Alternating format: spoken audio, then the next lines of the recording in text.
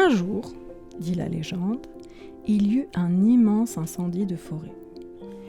Tous les animaux, terrifiés, atterrés, observaient impuissants le désastre. Seul le petit colibri s'activait, allant chercher quelques gouttes avec son bec pour les jeter sur le feu. Après un moment, le tatou, agacé par cette agitation dérisoire, lui dit « Colibri, tu n'es pas fou ? Ce n'est pas avec ces gouttes d'eau que tu vas éteindre le feu. » Et le colibri lui répondit « Je le sais, mais je fais ma part. » C'est comme dans le garage des enfants, je fais ma part. C'est une petite goutte dans l'océan, mais je fais ma part.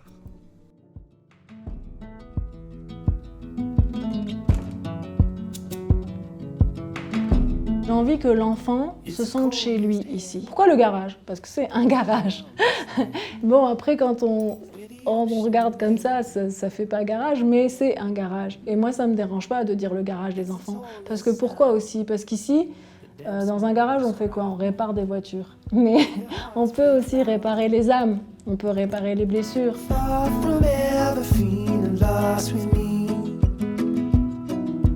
Push you back towards the land and sea. They're going down for love and love is free. Stick with me and I will guarantee. Cet endroit, je l'ai appelé le garage des enfants parce que j'ai envie que ce soit un espace où les enfants se sentent bien, à l'aise, qu'ils aient l'occasion de s'exprimer, de se révéler à eux-mêmes, et de prendre plaisir et d'apprendre des choses et de voir qu'ils sont capables de faire des choses, mais en jouant, sans même s'en rendre compte en fait. Il y en a, ils me disent « j'ai envie de rester, faire une pyjama party avec toi, j'ai envie de dormir ou quoi ». J'ai ouvert cet espace, c'était en janvier 2020, pour accueillir des enfants qui ont des besoins spécifiques. D'un côté, on peut se calmer, d'un côté, on peut se retrouver, d'un côté, on peut jouer, d'un côté, on peut dialoguer. Et d'ailleurs, le but est que quand il fait quelque chose, il a le droit de l'emmener chez lui ou de le coller ici, où il peut même dessiner sur un mur, où je voulais même qu'il puisse dessiner par terre. Le but est qu'il s'approprie ce garage qui, quelque part, est le sien, puisqu'il fait partie de ce garage. D'ailleurs, je dis ça, c'est le garage des enfants. C'est les enfants du garage.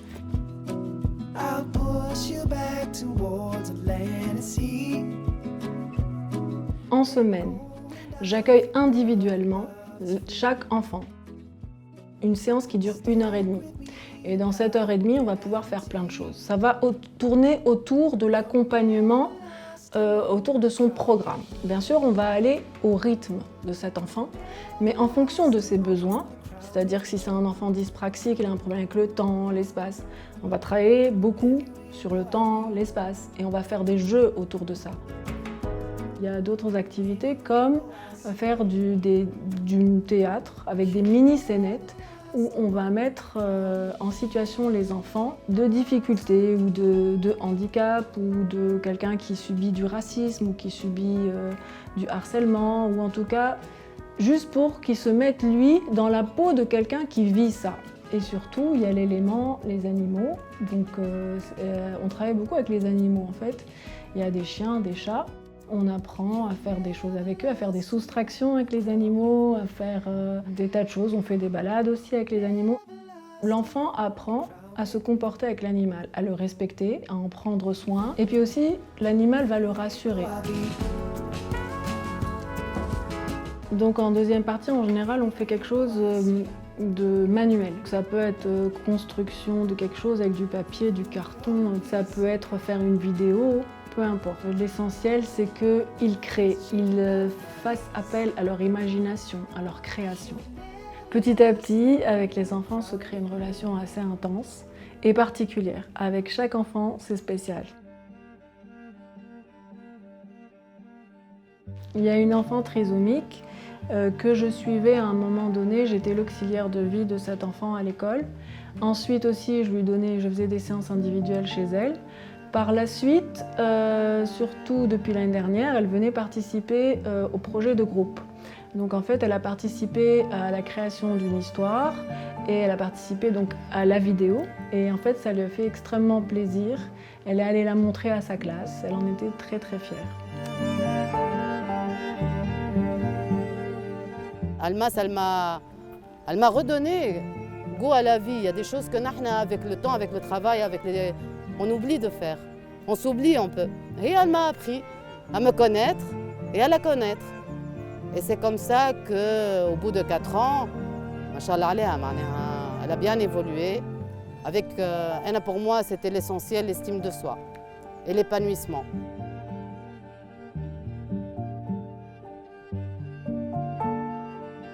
Moi, j'y crois dans les thérapies. Moi, je crois qu'ils ont beaucoup participé à l'évolution d'Almas aujourd'hui. Dans le fait qu'on puisse la comprendre. Il y a des enfants ما نجموش نفهموهم كي يتكلموا. خاطر فما معناها عندها لسانها اللي ديسبورسيوني للمشواغ نتاعها. معناها خدموا لها على المشواغ، ما نجموش نصغروا لسانها، ما نخدموا على المشواغ. دونك خدموا لها برشا على المشواغ.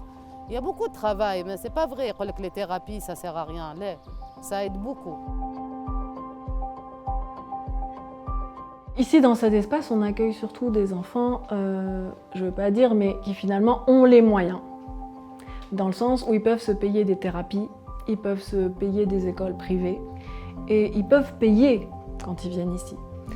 Moi, ce qui m'intéresserait, c'est qu'on élargisse ça à une échelle plus grande, dans le sens où les enfants, un autiste qui naît dans une région qui est éloigné de toute ville où il n'y a aucune structure, cet enfant, comment on va faire? Comment sa famille va faire pour qu'il soit scolarisé, pour qu'il soit éduqué? Donc en fait, le but est vraiment de faire en sorte que des structures où on accueille des enfants qui ont des handicaps et des besoins spécifiques, mélangés avec des enfants qui n'en ont pas, où on fait toutes sortes d'activités, se multiplient dans toutes les régions en Tunisie.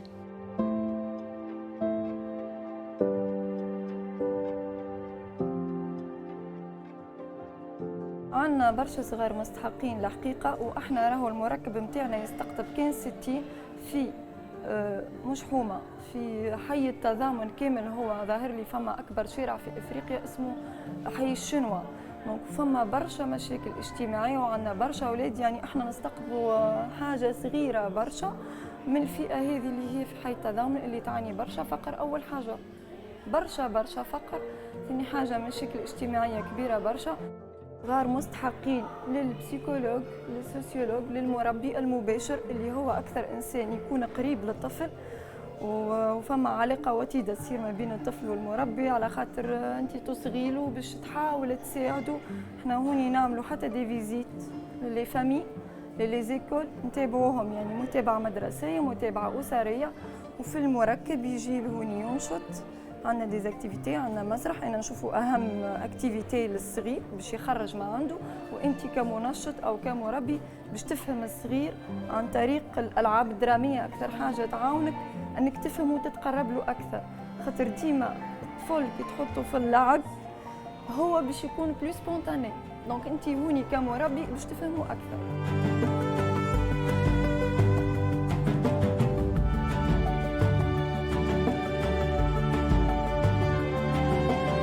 كي نمشي المراكز مازال فما كان نوع من النقص نتاع ما نعرفش انا، نتاع ما عندكش تستنى وتنعطيك، ما حبيتهاش ولتو ما نحبهاش، تو نتصرف. هذيك هي الحاجه الوحيده معناها اللي مقلقتني شويه. بون حاجات اخرين مقلقيني معناها حتى رجعوا عليا في كبري تو، مثلا حتى في حومتي مع اصحابي كي نتعاركوا مثلا في بعضنا واحنا صغار، ما عنديش خويا باش نخرج يحامي عليا، وبابا ما كانش موجود باش يخرج يحامي عليا. دونك وحدي مرة غالب مرة مغلوب، مرة طايح مرة مضروب. هذيك هي الاختلاف اللي عشته انا، معناها اللي توا معناها اللي مهيمن واللي مسيطر معناها هو الفرق في الماديات. هو هذاك هو الباز، وهذاك هو معناها الحاجات اللي مسيطرة. معناها عندك اوكي، ما عندكش تقعد على جنب، ما تحاولش تقدم، فما عبيد قبلتني صحيح وما عبيد ما قبلتنيش، ولو حتى مش بالكلام حتى بالغزرة متاع العينين نحس بالعباد، نعرف شكون يقبلني وشكون ما يقبلنيش. وبرشا عباد قالوا فيا وما تنجمش، نحب نثبت لهم اللي مع الوقت تو نشوفوا انا شنو نجم نعمل وانا شنو نجم نوظف. فرحان بروحي، فرحان اللي وصلت له، وزلت باش نوصل ان شاء الله ما خير. Ce livre-là a été élaboré donc dans cet atelier et on a travaillé sur la différence. C'est quoi la différence? Déjà le titre c'est tous uniques, tous différents, tous égaux. Et donc on a abordé plein de thèmes. Déjà en général je leur ai demandé pour vous c'est quoi la différence? Après on a parlé du handicap, on a parlé du rôle de la famille et des fratries, on a parlé du racisme, on a parlé du genre, c'est-à-dire filles, garçons. On a fait une petite BD, on a écrit des poèmes de Tahar Benjaloun et ce livre est fait aussi bien en arabe qu'en français parce que le groupe d'enfants était hétérogène. Il y avait des enfants qui se sentaient à l'aise qu'en arabe et d'autres qui se sentent à l'aise en français. Ce livre a été travaillé en association avec l'association de Dr Mouaz Shrif, qui est l'association de la défense des droits de l'enfance. Et il a été financé par l'Observatoire de la défense du droit à la différence en Tunisie. Et c'est grâce à ça en fait, que j'ai pu élaborer ce livre, etc. En fait, ça a mis des mois. On a mis des semaines, chaque semaine, à réunir les enfants, en débattre, enregistrer des heures et des heures de discussion, faire les dessins. Ensuite, il a fallu concevoir le livre. Donc ça a vraiment mis du temps, ça a mis des mois en fait. Ce qui me fait plaisir, c'est que quand les enfants ont vu le livre à la fin, quand ils ont vu, ils l'avaient dans les mains, qu'ils se sont appropriés et qu'ils se sont dit « Ah, c'est nous qui l'ont fait », pour eux c'était magique quoi. C'était bon, même si ça fait des semaines qu'on avait travaillé là-dessus et qu'ils reconnaissaient, certains ne reconnaissaient même pas quel dessin ils avaient fait, mais j'ai senti vraiment qu'ils étaient heureux d'avoir leur propre livre et de voir que j'ai respecté leurs paroles, que j'ai exactement gardé ce qu'ils avaient dit sans rien changer. Et genre ils sont fiers, ça c'est moi qui l'ai dit et c'est écrit, c'est sur un livre en fait. Et ça c'est chouette de voir ça. Quand un enfant voit qu'il est capable de réaliser quelque chose, de voir cette espèce de lumière, cette petite étincelle qu'il a, c'est extraordinaire parce qu'il se découvre lui-même.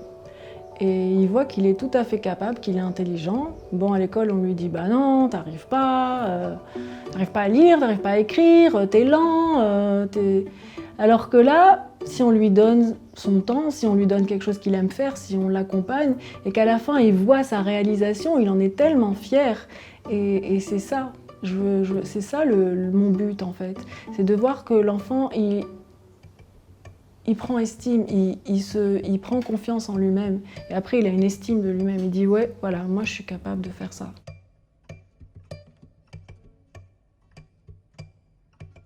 En conclusion, je voulais vous dire, aimons nos enfants, mettons en valeur leur part d'ombre, laissons-les être créatifs, ambitieux, imaginatifs et donnons-leur de l'espoir. Et surtout, acceptons-les comme ils sont et surtout, accompagnez-les dans leurs rêves.